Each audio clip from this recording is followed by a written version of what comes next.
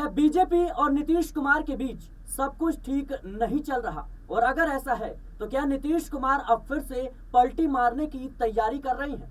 बिहार में विधानसभा चुनाव नजदीक आ रहा है, लेकिन उससे पहले जिस तरीके से नीतीश कुमार और भारतीय जनता पार्टी के बीच अनबन की खबरें आ रही हैं, अपने आप में सवाल उठा रहा है।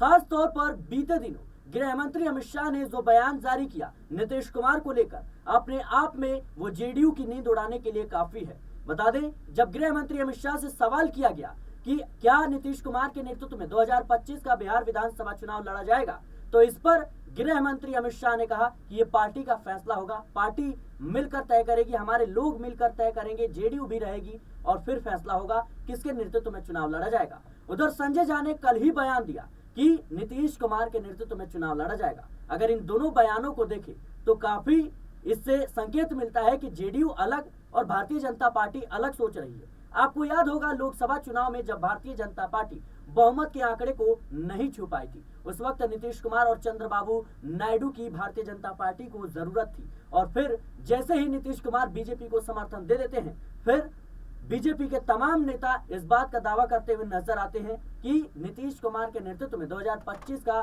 बिहार विधानसभा चुनाव लड़ा जाएगा। लेकिन अब जिस तरीके से कई राज्यों के हुए विधानसभा चुनाव में भारतीय जनता पार्टी ने जीत हासिल की, उसके बाद से देखा गया कि भारतीय जनता पार्टी का रुख नीतीश कुमार की प्रति बदलता हुआ नजर आ रहा है। तो क्या वाकई में नीतीश कुमार की जो मुख्यमंत्री की कुर्सी है उस पर अब खतरा मंडराने लगा है?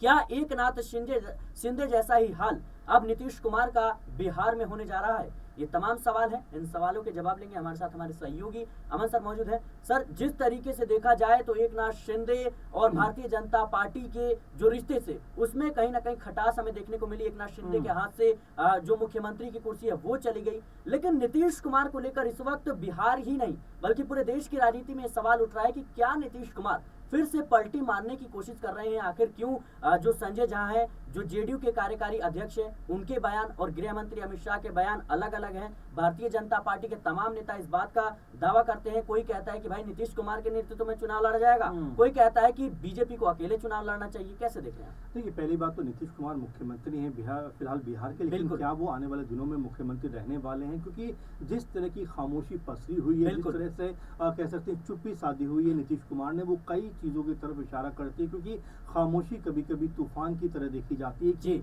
तूफान आने से पहले का जो सन्नाटा होता है, खामोशी होती है, उससे उसको जोड़कर देखा जाता है। और देखिए, लगातार इस बात को लेकर कहीं ना कहीं वजन भी मिल रहा है, क्योंकि अरविंद केजरीवाल दिल्ली के जो मुख्यमंत्री हैं, उन्होंने बाकायदा खत लिखकर नीतीश कुमार और चंद्रबाबू नायडू दोनों से पूछा है कि जो अम्बेडकर जी के बारे में अमित शाह ने जो बात कही है, क्या वो कही जानी चाहिए थी? अगर वो नहीं कही जानी चाहिए थी तो फिर आपका स्टैंड इसके ऊपर क्या है? इस बात को लेकर कहीं ना कहीं अब दबाव चंद्रबाबू नायडू और नीतीश कुमार दोनों के ऊपर बनता हुआ दिखाई पड़ता है। और साथ में जो आपने कहा है कि बीजेपी की जो राय है कि अमित शाह ने ये बात कही थी कि आने वाले दिनों में हम तीनों दल साथ बैठेंगे, तीनों चारों जो भी हम दल हैं, उसके बाद बैठकर फैसला किया जाएगा कि भाई किसके सर पर पगड़ी बननी चाहिए, कौन हमारा सर्वे सर्वा होना चाहिए। लेकिन अभी से जेडीयू की तरफ से कहा जा रहा है, संजय झा जो वास्तव में बड़े लीडर माने जाते हैं, कार्यकारी अध्यक्ष भी हैं और तमाम तरह से पार्टी गतिविधियों में इन्वॉल्व रहते हैं, वो ये बात कह रहे हैं कि भाई चुनाव तो नीतीश कुमार की अगुवाई में ही लड़ा जाएगा। यानी कि साफ साफ कर दिया है जेडीयू ने कि आने वाला 2025 का भी मुख्यमंत्री नीतीश कुमार ही होने वाले हैं, उनके अलावा वो कुछ नहीं सोच रहे। क्योंकि देखिए, जिसकी अगुवाई में चुनाव लड़ा जाता है, कहीं ना कहीं जीत का सेहरा भी उसके ऊपर बनना चाहिए। हालांकि हम ये भी देख रहे हैं कि जो महाराष्ट्र की राजनीति में शिंदे के नाम पर चुनाव लड़ा गया, लेकिन जीत का सेहरा जो है देवेंद्र फडणवीस के ऊपर बांध दिया गया। अब शायद इससे नीतीश कुमार सबक लेते हुए नजर आए और जिस तरह से अब चुनाव रणनीति बनाएंगे, उसमें कहीं ना कहीं बीजेपी के साथ में अपने आप को बराबर का हिस्सेदार बनाएंगे। आप देखिए, बीजेपी और जेडीयू के साथ में जो चिराग पासवान की पार्टी है, वो मिलकर लोकसभा का चुनाव लड़े और यहाँ पर 12 सीटें अगर बीजेपी को आई तो 12 ही सीटें जेडीयू को भी आई। तो इसका मतलब यह है कि उनके समकक्ष खड़े हुए बिहार के अंदर, तो हो सकता है कि 243 सीटों में अगर बंटवारा हो तो उसमें से लगभग बीजेपी के बराबर जो है वो जेडीयू भी मांगती हुई नजर आए। क्योंकि जेडीयू को पता है कि अगर कम सीटों पर चुनाव लड़ा तो कहीं ना कहीं उसकी स्थिति ठीक शिंदे की तरह होगी, बिल्कुल बड़ी बात जहाँ पर उनको जीतने के बावजूद भी कह सकते हैं कि बाहर का रास्ता दिखा दिया गया, मुख्यमंत्री नहीं बनाया गया। तो ऐसी चीजों को भाप कर कहीं ना कहीं नीतीश कुमार जो है अभी चुप्पी साधे हुए खामोश है, और हो सकता है इसको लेकर कोई बड़ा ऐलान आने वाले दिनों में करते हुए नजर आ जाए। सर बीते दिनों खास तौर पर एक खबर आती है कि नीतीश कुमार की तबीयत सही नहीं है। तमाम जो काम थे उसको रद्द कर दिए जाते हैं, तमाम मीटिंग्स थी, तमाम बैठकें थी, उनको रद्द कर दिए जाते हैं। लेकिन नीतीश कुमार को लेकर एक बात जरूर कही जाती है कि नीतीश कुमार को जब किसी भी बैठक में शामिल नहीं होना होता तो वो सीधे तौर पर कह देते हैं कि भैया तबीयत ठीक नहीं है, अभी मैं बैठक में नहीं जा पाऊंगा।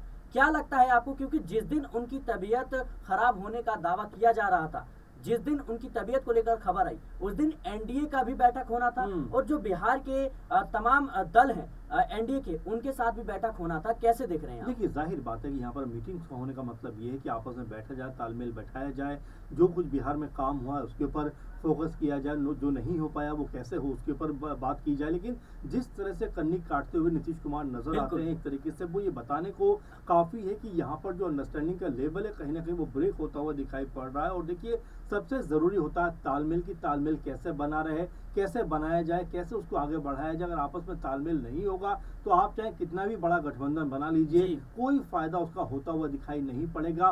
नीतीश कुमार भी ये बात समझ रहे हैं कि भाई यहाँ अगर बीजेपी को मैंने ज्यादा तवज्जो दी तो कहीं बीजेपी जो है ज्यादा प्रभावी होने का प्रयास ना कर दे। और ये बात देखी भी जा रही है सिराज की, चाहे महाराष्ट्र की बात करें या हम जो है हरियाणा की बात करें और बाकी जगहों की बात करें, बीजेपी जब जब मजबूती से उभर के आई है उसने अपने सहयोगी दलों को दरकिनार कर दिया है। और यही वजह है कि यहाँ पर जो नीतीश कुमार है फूक फूक के कदम रखते हुए नजर आ रहे हैं। लेकिन आपने शुरुआत में एक नाम जरूर लिया ललन सिंह का, और ललन सिंह एक बड़ी भूमिका में दिखाई पड़ सकते हैं, क्योंकि जो बीजेपी की बोली है वही बोली कहीं ना कहीं ललन सिंह बोलते हुए नजर आते हैं। आपने देखा बीते दिनों उन्होंने बोला कि जेडीयू या नीतीश कुमार मुस्लिमों के लिए काम तो करते हैं, मुस्लिमों के लिए तमाम योजनाएं तो लेकर आते हैं, लेकिन मुस्लिम समुदाय जेडीयू को वोट नहीं करता। इसके बाद फिर जेडीयू के तमाम नेता निकलकर सामने आते हैं कि नहीं ऐसा बात नहीं है, वोट करते हैं और लीपापोती करने का प्रयास करते हैं। लेकिन कहते हैं कि जो तीर कमान से निकल गया उसकी फिर वापसी नहीं होती। और इसी तर्ज पर जो है ललन सिंह को देखा जा रहा है कि ललन सिंह क्या बीजेपी के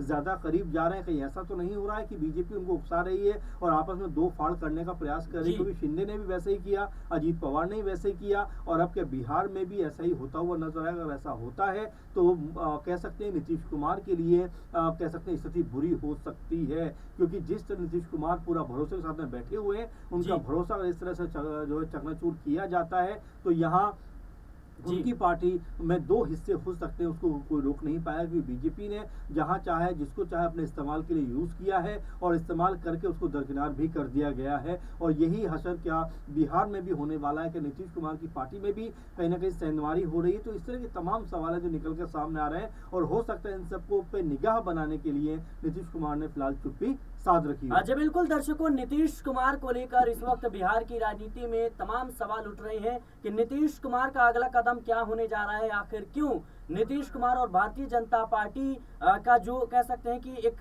समन्वय है वो नहीं बन पा रहा है। वहां देखें तो संजय झा का बयान अलग आता है, गृह मंत्री अमित शाह का बयान अलग होता है। इन सब के बीच बिहार में विधानसभा के चुनाव जो है वो काफी करीब आ गए हैं, अगले साल चुनाव होने वाले हैं। और ऐसे में इस तरह का रवैया देखना एनडीए की तरफ से अपने आप में ये सवाल खड़े करता है कि क्या नीतीश कुमार फिर से पलटी मारने वाले हैं, क्या नीतीश कुमार भारतीय जनता पार्टी का साथ छोड़ देंगे? ये तमाम सवाल हैं। फिलहाल के लिए इस रिपोर्ट में इतना ही। देश और दुनिया की तमाम खबरों के लिए बने रहे नेशनल पॉलिटिकल बाइट के साथ।